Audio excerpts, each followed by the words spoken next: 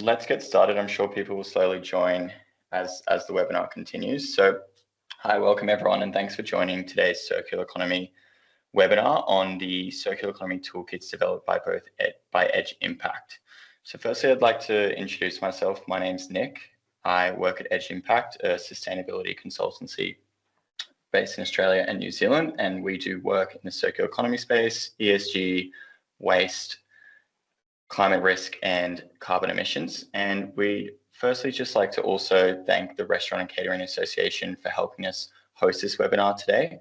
I'd like to introduce Vanessa Barnes just to say a quick few words.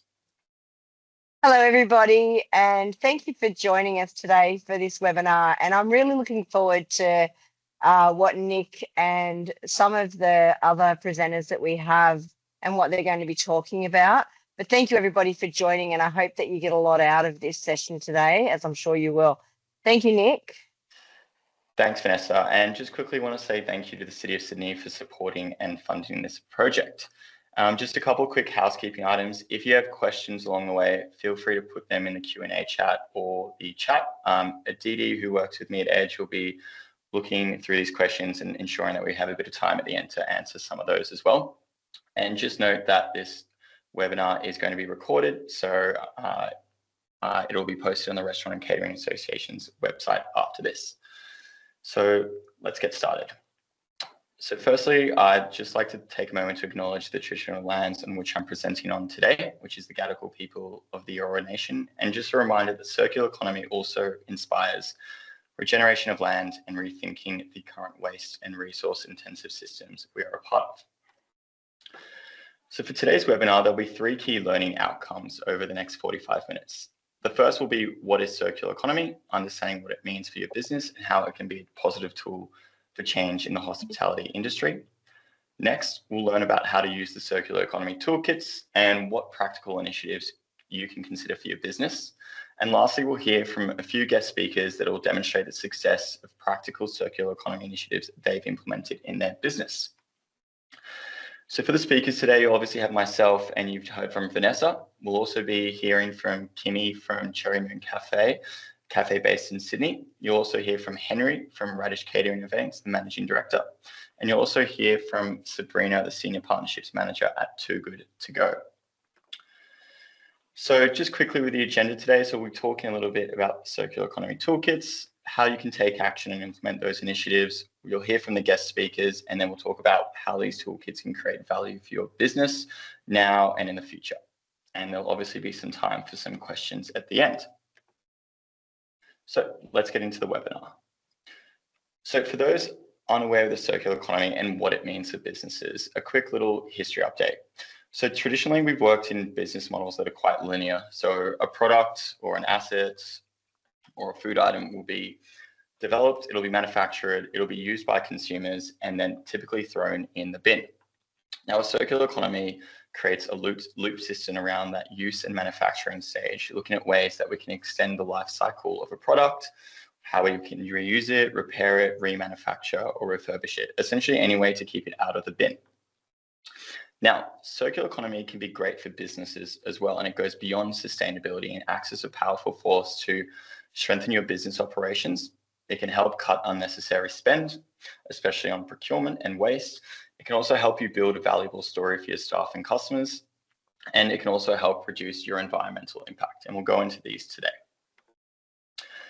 So how do we get to these circular economy toolkits? Well, over the last 2 to 3 years, Edge has worked in numerous circular economy projects, not only with the hospitality sector, but with retail sector, logistic organizations, and large multinational companies, all the way down to independent SMEs. And what we found specifically with the hospitality sector was that there are a lot of gaps between practical sustainability initiatives and how they can actually be implemented, whilst also reducing costs and meeting the operational demands of today. The 4 circular economy toolkits we've developed have been worked with under multiple consultations and interviews with a number of hospitality professionals, chefs, and hospitality groups. So these have been developed with the industry and for the industry. What we've also included in each of these toolkits is we've identified businesses such as the guest speakers today who've achieved sustainability and circular economy outcomes whilst deriving social and economic value from the initiatives they've implemented. In terms of some of the industry supporters, as mentioned, there are numerous amount of independent SMEs, but I'd also just like to take a quick moment to thank some of the large organisations that helped us under multiple consultations. That's the Restaurant and Catering Association Australia, Nando's, Sushi, First Nations Responsible Cafes, Singlo Coffee, Circle, Kai Keepers, the Restaurant Association New Zealand, and Cherry Moon Cafe. So let's talk about the first 4 circular economy toolkits and what they are. So the 4 circular economy toolkits that we've developed with this group are now hosted on the Restaurant and Catering Association website, and you'll be able to find them online by simply searching Circular Economy Toolkits Hospitality as well. So we recommend any business that's interested in these, please search them up. All 4 of them are free to download on the website. Each of them provides a guide on the why, so why they were introduced and why we focus on a certain thing, how to implement the practical initiatives listed, and a case study that demonstrates the success that a business has had with these initiatives. The 4 circular economy toolkits are firstly, number 1, on waste management. The second one is on food waste. The third is on packaging, and the 4th is on procurement. So who are the toolkits designed for? So they're designed for a number of key stakeholders in the industry. So it might be venue managers and owners, as well as chefs and general managers, sourcing managers, commercial office kitchens, and sustainability managers as well. And what you'll find is each toolkit might be more pertinent to a certain team member in a hospitality venue or group. So how do we use the toolkits and what are they all about? So firstly, the images on the right are a great description of what's included in these toolkits. So some of the toolkits have a lot of key information on some certifications and what to look for, some economic values on the cost benefits of each of these initiatives.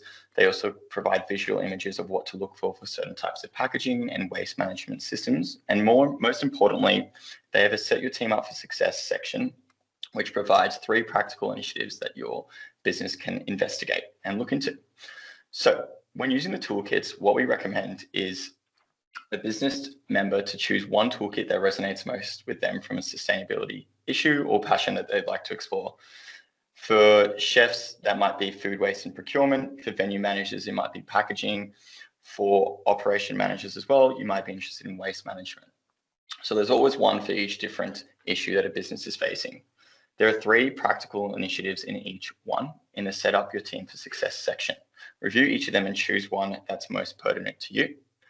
The initiatives are also broken down into a good, better, and best system. So there's a step-ladder process, and why we've introduced that is to ensure that rather than reaching straight for the stars, we want businesses to track and measure progress and start with an easy, good outcome, and then work their way up the ladder. Lastly, there's a case study as well that's been introduced for each toolkit, which we really recommend reading to understand not only the economic value that was created, but also the social value of these initiatives and how it helped with customer retention. Now let's get on to how these toolkits can help you take action and how you can implement the initiatives more specifically. So the first toolkit I'd like to introduce is waste management. And this is a great one for operation managers trying to understand how they can streamline their operations. Now, the most important thing to remember with waste management is it's not just about recycling. It goes beyond that. It's streamlining operations, making things more efficient for your staff members, reducing outgoing costs from your general waste, and also it's an easy action to take on your sustainability journey. It's a team effort, and it's also a behavior change opportunity. A good way to think about this is if you can save on your waste costs, say 5 to 15% per week, and let's say that's $50 to $100, cumulatively that's between $3,000 to $5,000 per year, which is a large and significant amount. Now, the 3 initiatives we've introduced here are practical ones that have worked really well to aid operational managers and executive chefs work with their staff members to ensure their waste separation systems work well. The first initiative is getting the waste room right. This ensures that you have the right recycling bins for the space that you have in your dock. Now, it's important to note that not all businesses have a lot of space, so it's important to choose the right bins that will work for your system as well. That might be food waste for a large cafe and coffee grinds. For another business, it might be glass, where there is a lot of glass produced, say a pub or a large restaurant. On top of that as well, it's ensuring that you have the right bins in your kitchen and front of house to help your staff ensure they can separate it effectively. The second initiative leans into that. It's using clear signage. Visual prompts are super effective in kitchens, especially fast-paced environments where teams are busy. So use signage and also use bin liners that are colored as well to help your staff differentiate and use the right practices. Now, the last one is leading by example with team training and daily habits. A good example that can demonstrate this is an executive chef we've worked with in a hotel who's introduced food waste and commingled and glass recycling over the last 5 years. Each week, he does weekly reminders with his executive chefs, his team members and staff, and uses daily reminders on WhatsApp and other texts to ensure that all members understand that no contamination is accepted in either stream and what to do if contamination occurs. And it's worked really well. And in doing so, he's able to continue on his waste journey and save on costs on his bottom line. But let's get into another case study. We talked to Single O Cafe in Surrey Hills who are looking to reduce their waste, improve their approach to waste management, and also save on costs. So what do they change to ensure that they could streamline their waste management approach and reduce waste? Firstly, they recognize that coffee grinds were the heaviest material in their landfill bin. Now, landfill bins increase on costs every year due to a tax levy, and often they're charged on weight-based charges as well. If they could get the coffee grinds out, it would mean less costs for them as well, and hopefully a chance to reduce the frequency of collection. So what they did is they introduced reground coffee collections, which is a cost-competitive competitor that allowed them to reduce their costs and avoid having coffee grinds in their bin. On top of that, they separate all prep waste, think vegetable trimmings, fruit trimmings, meat trimmings, and all of that goes into an organics bin using green compostable bin liners and a green bin in their kitchen. A lot of the Tetra Pak milk cartons, think oat milk, soy, and almond, will go into their general waste as they can't be properly recycled, and that's a lot of volume in their bins. So they switched to milk bladders, and what that did was they used a low emission product and it significantly reduced the volume of waste in their general waste. And lastly, reusable customer mugs. Now, I know this is a controversial topic in Australia, seeing as we're such a heavy coffee drinking society, but what worked really well for this business was asking their staff to ask each customer whether they wanted a returnable reusable mug. Now, this didn't work every single time, but what they noticed was they were able to reduce their procurement costs on coffee cups week on week. And any savings, whether it's 2 to 5% cumulative every year, was a lot for them. And the result, Single O were able to lower their frequency of waste collections, and waste management became part of their staff's routine, not a burden. Let's get on to the second toolkit. The second toolkit looks at food waste, and I know chefs very much value food waste and understand what it's all about. So I'm not here to remind you of that, but rather to understand what the value is from ensuring that you minimize any food waste through spoilage, prep, or plate, because it is lost profit. But it's also an opportunity to upskill your chefs to work with them to ensure that they can redesign their menus, minimize spoilage, and manage and track food waste. The first initiative I want to talk about is designing flexible menus. Now, it's important to track meal sizes and utilize ingredients across meals. A great way to think about it is if you or your business have a meal with salmon and typically use 100 grams per portion, but what you're noticing once you track it is that around only 80 to 90 grams is used, and often 10 grams is left by customers. If you can reduce that, that's 10% of cost saves on the salmon per week. And that can, again, cumulatively over a year, significantly increase. It's the same as using as much of the product as possible across different meals, whether it's a la carte menus, sample menus you have, breakfast, lunch, or dinners. The second one is minimizing spoilage and unsold food. Setting up a system, whether it's through stickers or an external contractor to pick up unsold food, such as Too Good To Go, is a great way to ensure stock is sold and is used, and or your profit margins can come back as well, or at least go to break even. The last one is managing your food waste. That might be measuring the volume of vehicle transport per week. Again, it might be the example of the salmon. If you can track and measure this, you start to understand where you can save on costs. A great way to think about this from an economic perspective is if you spend $1,000 plus, or let's say $1,000 on products per week, and you typically have 8% wastage. If you can reduce that to 5%, that's $30 worth of savings per week. Cumulatively over a year, that's $1,500. And the case study that we've prepared in this toolkit is a great example of that. So a while ago, Edge and the Restaurant Association in New Zealand conducted a 2.5-year trial with 120 hospitality venues, and we tested 4 food waste reduction initiatives. The first food waste first food waste reduction initiative with smaller portion menu options. And what we noticed was that business were able to save on 18.6% on costs. And that was approximately $8,000 to $9,000 per year, which is a significant amount as well. The second initiative was utilizing prep waste in new dishes. And what that did was saw a 17.5% reduction in costs, which cumulatively over a year was $3,000 to $4,000. The third initiative was upselling at-risk stock, which saw a 20% reduction in costs, which cumulatively was $7,000 to $8,000 per year. The fourth initiative was redirecting unsold food to staff meals, which was approximately 17% reduction in costs, which again equated to $5,000 to $6,000 per year on average. And I mean, those costs speak for themselves, but one of the biggest value items that businesses didn't expect was that when they started communicating these initiatives to their customers really enjoyed hearing what they were doing and valued this, and this actually helped increase their customer retention as well, a great social value add. The third toolkit is packaging, and we understand that packaging is an excellent way to ensure that your products are protected on their journey to your venues. But more plastic means more waste and higher collection costs as well, and it's bad for the environment as most of it can't be recycled, especially plastic packaging. So what we encourage here with this toolkit is for businesses to start to think about how they can introduce smarter packaging choices and start conversations with their suppliers to open up avenues for reusable and recyclable packaging. Now, the caveat is that we understand this doesn't happen over time, but what we've seen with businesses who've started to open up that line of questioning with suppliers is that there is market demand, and with that there'll be market growth, and suppliers are responding to these changes and requests and slowly providing options. A good example to think about is the classic milk bottle delivery man that we used to have 30, 40 years ago. Glass bottles of milk were delivered every day, and every day the glass bottles from yesterday's delivery were collected. Now, what that did was minimize waste for both the customer and the business didn't have to continue to purchase more plastic packaging, and the customer didn't have to throw out any waste, which is good. So in saying that, the first initiative that we recommend is thinking of how you can cut down on single-use packaging. Now, that means going from supplier by supplier, requesting a swap to recyclable packaging.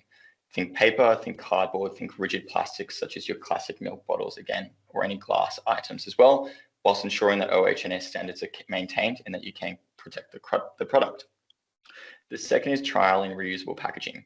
You can trial a reusable packaging model, whether it's with coffee beans, bread, or pastries, which you've often seen already. And once you start finding success with that and you're setting up your storage areas, you can also look at ways that you can offer your customers reusable takeaways. And it's a great way to start is with reusable, for cafes is with reusable coffee cups, and for takeaway venues for customers that are staying nearby or in local to your area as well. And the case study speaks to this as well.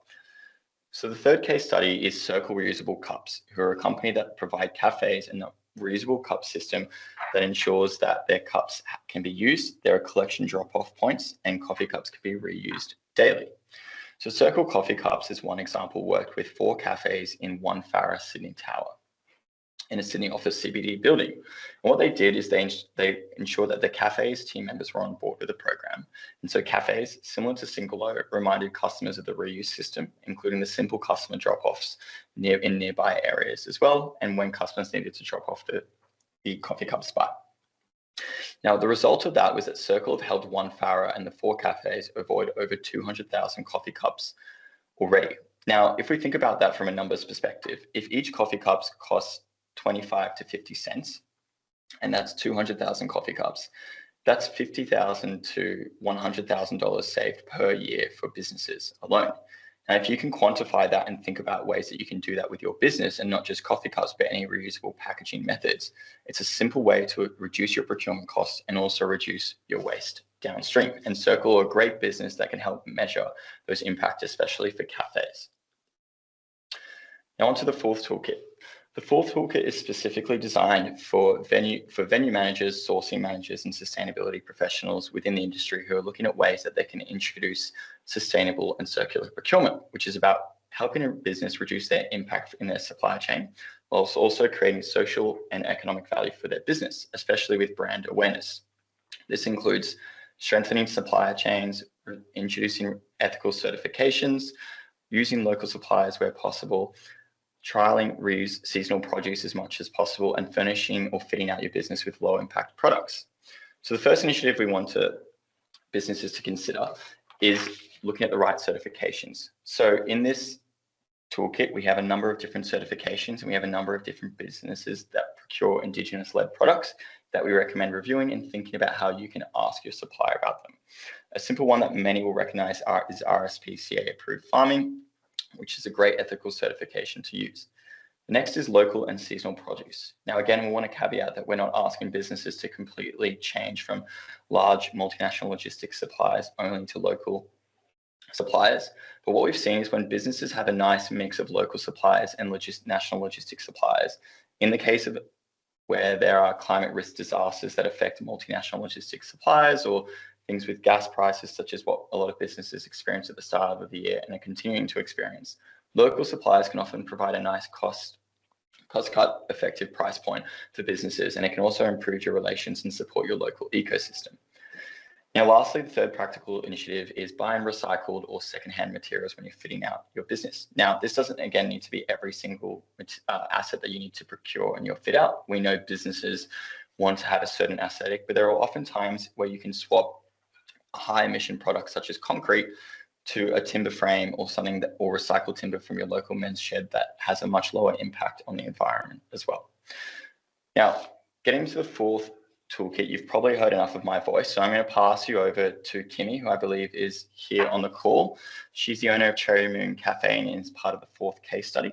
So I'd like to introduce Kimmy to speak a little bit about her use of seasonal produce for suppliers and how she manages seasonal supply costs as well. Thanks, Kimmy. Are you on the call? Yeah. Hey, guys, I'm here. Can you see me? Yes, can see you, Kimmy. Hey. Yeah, so I run Cherry Moon General Store, wood-fired oven bakery in Annandale. And I just, yeah, great to be here with you all today.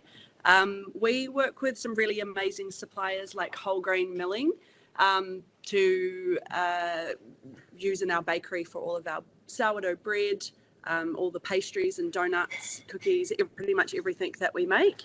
And why I choose to work with them is they're really using a lot of the sustainable practices in their business. They're really focusing on soil health, regenerative farming practices.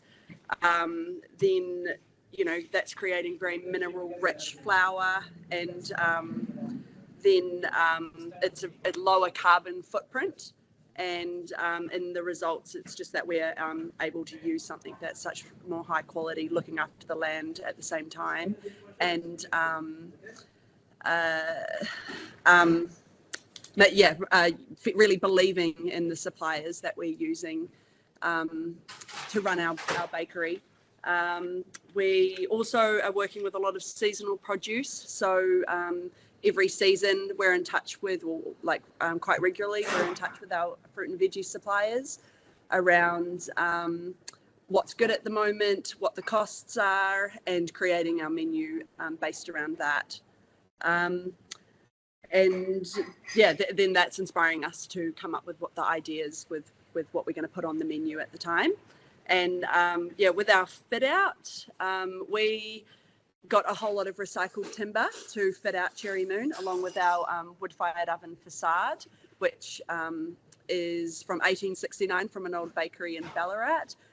We've worked with the men's shed quite a lot to build all of our peels and anything timber related in the store. They've been sanding back our tables and fixing things. And so, yeah, we're big on repurposing and like just keeping the old ways of cooking alive. And we love to create an environment where people are learning that as chefs as well. Yeah. Beautiful. Thanks, Kim. And yeah, definitely agree with that sentiment. And you know, from what Kimmy's saying as well, it's a lot about just working with those local suppliers and creating those local relationships that will really help your business as well, and also reduce your environmental impact. And I definitely recommend, if any of you in the Sydney area, to go check out Cherry Moon. It's a beautiful little general store, incredible bread, and I can definitely say that whole grain milling co bread and is awesome. I've had it many times. So yeah, thank you, Kimmy, for jumping on. So now we'll hear from a couple more guest speakers as well. And I'd firstly like to introduce Henrique Tura, who's the Managing Director of Radish Events. So Radish Events is a specialized catering company that's B Corp certified and is a great example, again, such as Cherry Moon General Store, of leading circular economy initiatives. But I'll let Henry speak to that and speak a little bit about how he's managed and tracked food waste and his procurement guidelines as well. So thanks, Henry. Over to you. Thanks, Nick. Over to you. It feels like we're on the news. Yeah. Hey, everyone. Thanks for having me. Great to be here. To talk a little bit about how we approach food waste. There's a few parts of that. So obviously, we're a catering company. That means we're producing food in our prep kitchen here in St. Peter's, and then we're taking that to clients who, often will book, let's say, a corporate event for 70 people, and then only 50 will show up and that kind of thing. So the way we look at food waste is there is obviously the prep waste, which happens in our kitchen. That would be, I would say, is at least 60 to 70% of where our food waste comes from.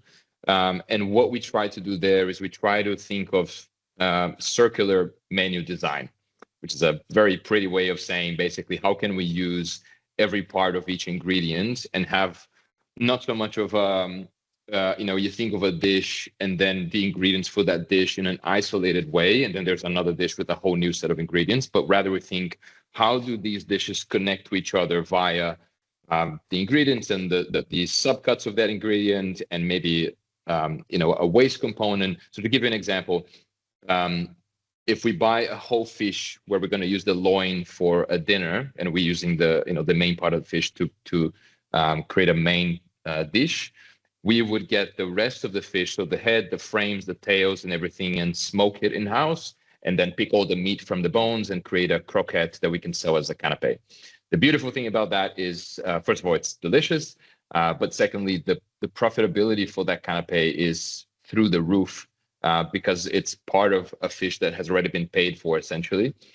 So we can really improve the bottom line by doing things like that. Another interesting way to do that is we make focaccia in-house, which we like to think is the best focaccia in Sydney. I'm sure there's going to be some contenders here. And we take that to grazing tables, for instance, and we put a lot of love and effort into making that focaccia, and it's always a shame to see focaccia left over at events. I think bread is probably one of the things that is the most left over at events and at homes as well. So what we started doing was, if we have leftover focaccia from an event, and maybe it's something that we didn't put out, so it's safe from a health and safety perspective, we can bring that back, and we figure out two recycling streams. So one is we dry it, turn it into breadcrumbs again, and then use that to make our lavash, which are basically cheese crackers. So we make these big long sheets that we then incorporate into the next grazing table, and that gets broken up into little crackers to have with the cheese that we serve. And then recently the chefs came up with another dish, which is they get the focaccia and they turn it into sort of a jam, or like a curd, like a focaccia curd, if you will. And they're using that to pipe it into a little pastry that's dusted with sugar and then torched, and it just becomes like a little dessert. And when they came up with a focaccia jam, I was like, "Oh, guys, I really don't know how this is gonna be," but it turned out to be something really interesting and new, and I haven't seen anywhere before, and it was really delicious. So again, it's trying to think of how to connect the dishes and trying to think of waste from that perspective. And then there's obviously, when we go on events, trying to prevent waste from happening there. What we try to do is, invariably, there are going to be less guests than maybe the client booked us for. We're never going to take less food than we have to. We're always going to cater for the full number. But what we try to do is design the menu in such a way that there are components of dishes that we can take, let's say, vacuum sealed and keep in the fridge through the duration. And if they don't get enough guests show up, we can bring that back with us and use it again for another event that's coming up soon. Obviously, it doesn't work with everything. We have to keep in mind health and safety. So it's not going to work for every dish and not for every component. component, but for some things where we can keep them refrigerated, it does work. And it also means that obviously we are recycling food costs as well. So those are two sort of main ways to tackle food waste. And then what we did to be able to track that, because we've always been saying that we're trying to reduce food waste, is we have an organic bin in our kitchen. That's where all of the food waste goes into. It gets picked up for compost. We started weighing the bins, all of the waste streams, but most importantly, the organics bin. So we take the weight of the bin before we put it out for collection and take a note of that every week. So we've accumulated, I think we have about 2.5 years of organic waste collection data now. And that told us, okay, we have recycled, let's say, 2,000 kilos of food in the last 12 months. And that was, okay, what do we do with that number? Is that good or bad? So the other side that we developed was how much are we actually buying in terms of ingredients? What's the weight of that? So that we can compare, okay, I bought 10 tons of food in a year and I recycled 2 tons. So my efficiency rate, if you will, is 80%, meaning out of everything that we bought, 80% ended up in bellies and 20% ended up in compost. And that's just a way for us to track against ourselves. How can we improve? How can we get that to 85? What's the biggest weight in the bin? Is it cauliflower stems? Is it bones? Is it, peels of vegetables? What is it? So that we can develop new dishes to account for that. And then in terms of procurement, just conscious of time, so I'll say this in a minute. In terms of procurement, we really try to work with suppliers that are like-minded to what we do. Obviously, we're a food business, so a lot of our impact, especially if we're talking about carbon emissions, is our supply chain. So really being quite specific about what kinds of suppliers we use is really important to us. And we've found that it's one of the conversations that has the most leverage with consumers as well, with our clients, because if a supplier really cares about how they do things, it usually means that they make really good produce and it's really high quality. And that translates directly to our clients to be able to say, we only work with a short list of suppliers that we're really particular about, and that means quality for you and for the dishes. As long as we don't F them up when we're making them, it means that you're going to get better quality produce with better impact as well. That's it for me. Thank you.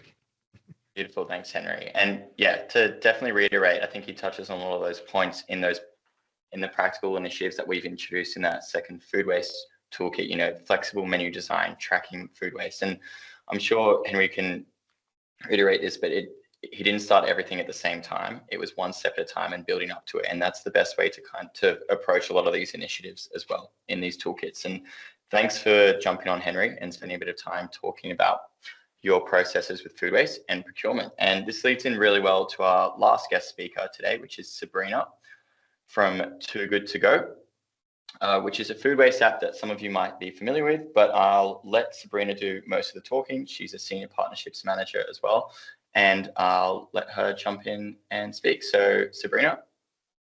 Amazing. Thank you so much, Nick. Hopefully most people on this call have heard of Too Good To Go, but if you haven't, we are proud to say that we are the world's largest B2C marketplace for surplus food. So reducing food waste from a retail food service level, working with cafes, QSR, hotels, catering companies and everything to connect our consumers with them to help them sell the food that they would normally be putting to waste. So we've been live in Australia for almost 2 years, but we'd have to say Australia's been our fastest growing market by a long shot. So in the past 18 months, we have over 4,000 partners who are saving their food from going to waste and also recovering some revenue from it as well, but then also being able to, cater to their local markets.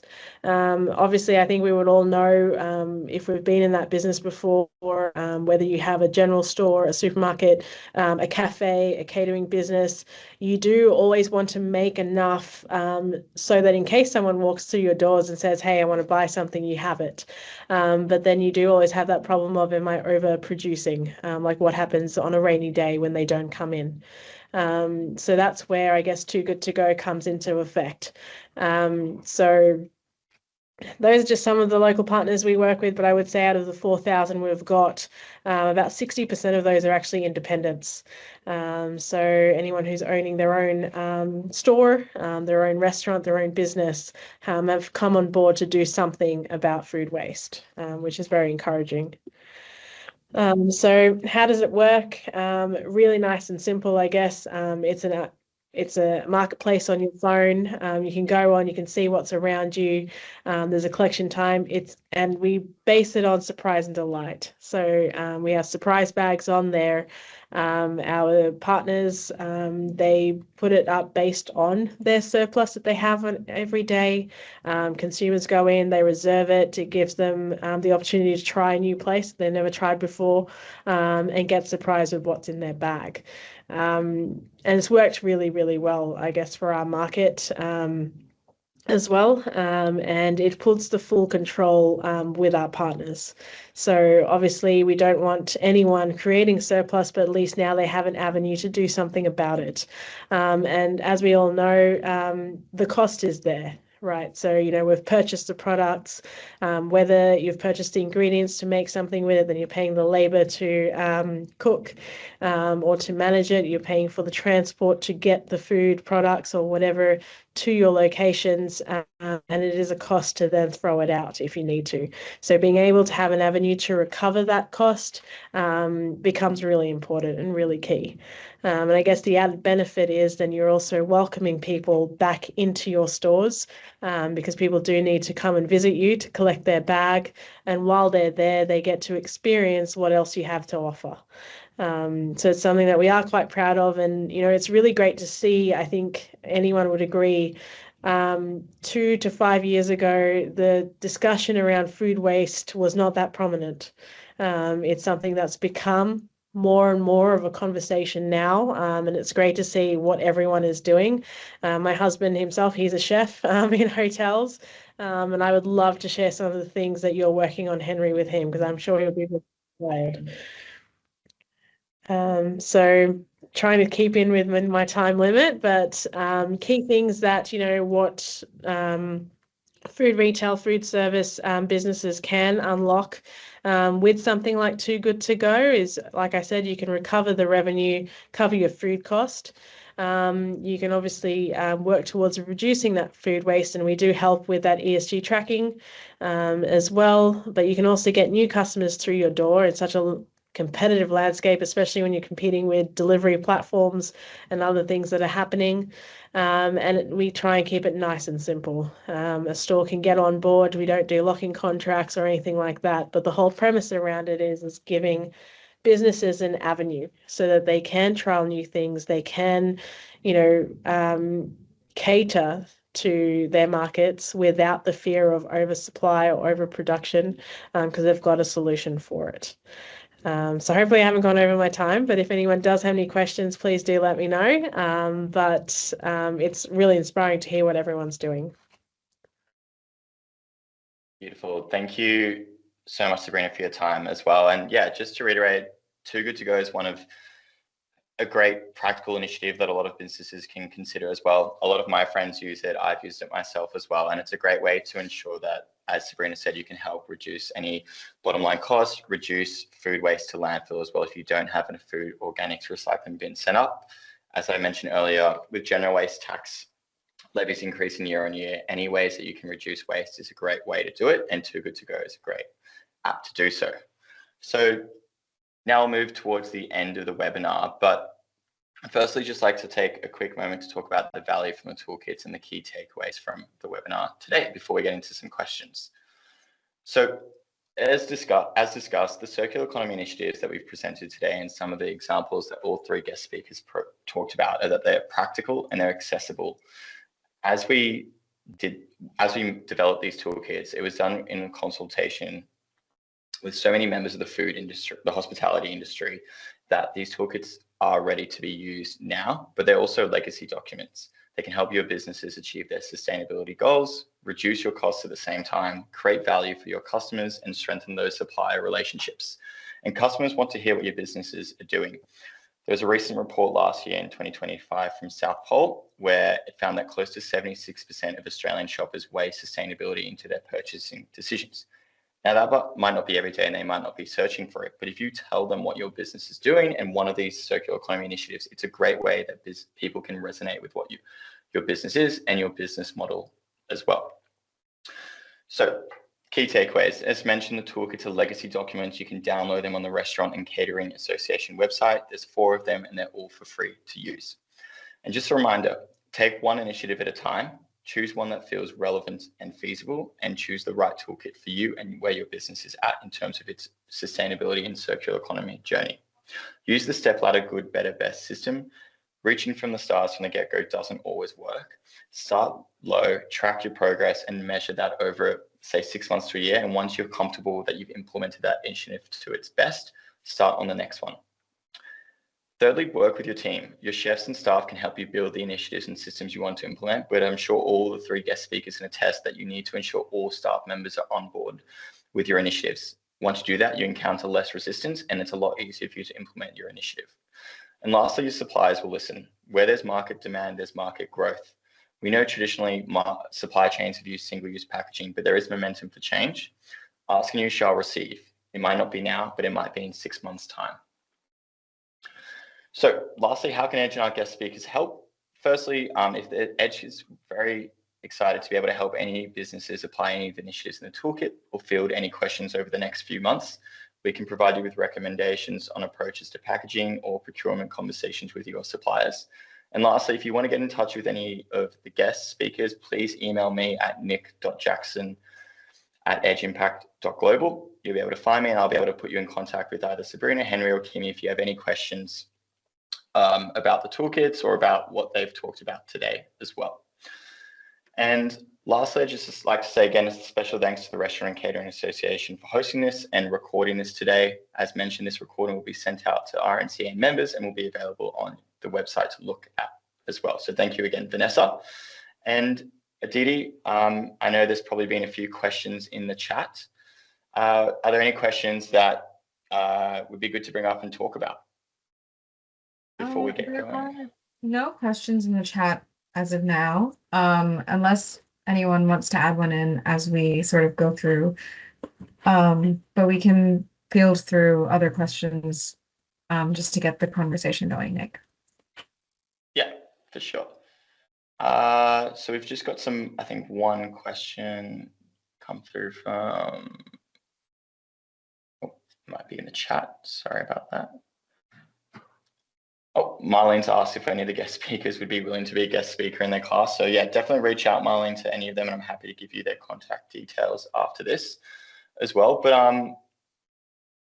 I guess a good question as well that we wanted to bring up for some of the guest speakers, and we'll just quickly each ask one of them a question.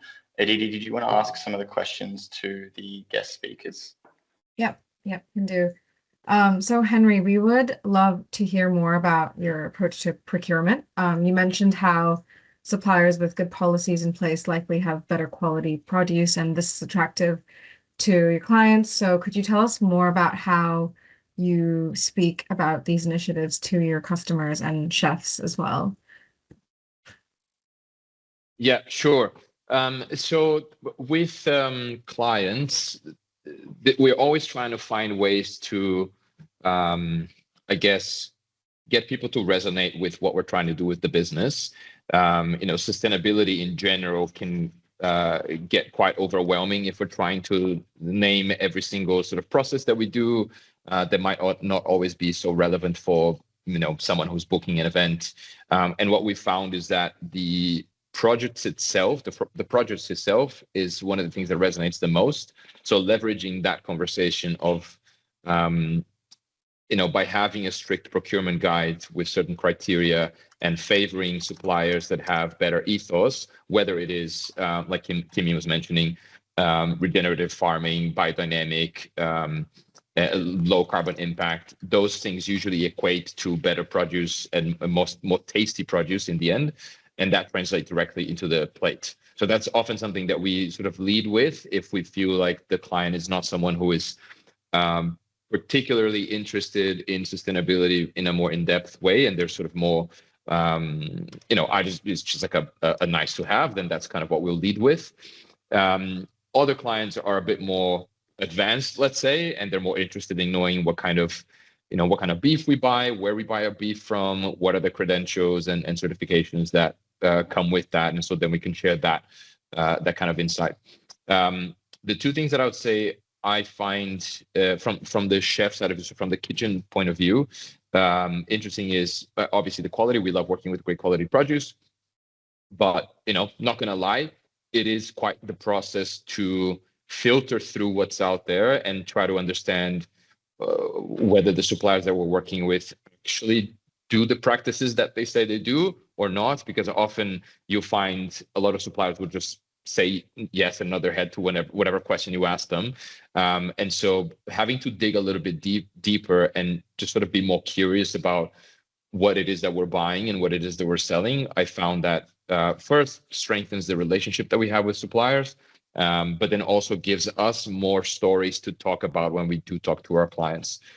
So to give an example, we buy our eggs from a company, a farm in Kangaroo Valley, and they deliver the eggs in these reusable egg trays, so not the sort of cardboard ones. So it's a milk crate with all the reusable egg trays inside, and every time they deliver, they pick up the one from the previous drop and sort of replace it like that. So very similar to the milk bottle analogy that you were giving, Nick, before. They're great eggs, and they are committed to doing things more sustainably. So that also opens up a channel of communication between us and them. And it's a nice story that we can talk about with our clients when they come in. Same goes for our veg supplier. The boxes that they deliver one day, we sort of keep on the side. And then when they do the next delivery, they pick those up and take them back with them. Does that answer your question? So I'm just conscious of time. And No, thank you so much, Henry. Aditi, you have a question for Kimmy, and then maybe we can jump to Sabrina for one last question before we end the webinar. Yeah, sounds good. So Kimmy, if you could recommend one way to get in contact with local suppliers, what would that be? Oh, you're just on mute, Kimmy. Hey, yeah. Yeah. Sorry. So that's funny because so many of the people I've met have been from previous places I've worked and just keeping in conversation. But Carriage Works Markets is a really amazing market on Saturdays, and it's the whole theme for that Saturday market is meeting the producers, and usually a lot of the owners of their businesses are actually down there, like Pepe Saya butter, cheese makers, I don't know, there's just like people that are really passionate and put a lot of care into what they're making. I feel like, and growers as well. There's a lot of growers down there. And I think just seeing if anyone is doing wholesale and we have a lot of people actually coming into our shop with honey or things that they've got in their backyard, produce as well. And so I think just having the courage to reach out, research, look online, see on Instagram people that you love what they're doing, and just starting to spark the conversation. But yeah, getting to fresh markets and stuff would be a great start. Yeah, that's a great point, Kimmy. And as I mentioned earlier in the toolkits, it's just starting with one supplier and moving to the next. We know that sometimes we need to use multinational logistics suppliers for certain products, but you can always just go to your local market, get in touch with a supplier, like Kimmy said, talk to them and see what they can offer you and what they can, and then grow that relationship from there. Aditi, would you like to ask Sabrina our last question for today? Yeah. So Sabrina, can any business join Too Good To Go, and how do you ensure occupational health and safety practices are maintained? Yeah, great question. Easily any business can join us. We work with a wide range, whether it's ready to order or made to order. Like I said, hotels, catering, restaurants, supermarkets, cafes, bakeries, anything on the even work with some manufacturers as well. So anyone can join us. I think in terms of the health and safety, the basic rule is that we stick to the current standards. People are coming into your store to collect their bag. What should be going in the bag is something that you'd be comfortable selling to them if they were coming outside of Too Good To Go. That's the basic rule of thumb we have. If you are baking that day, and your rule of thumb is at the end of the day, whatever's left, you throw out, but it's still edible. That can be sold in a bag. We spend a lot of time and resource educating our consumers as well as our partners, and our consumers understand that they are rescuing food from going to waste.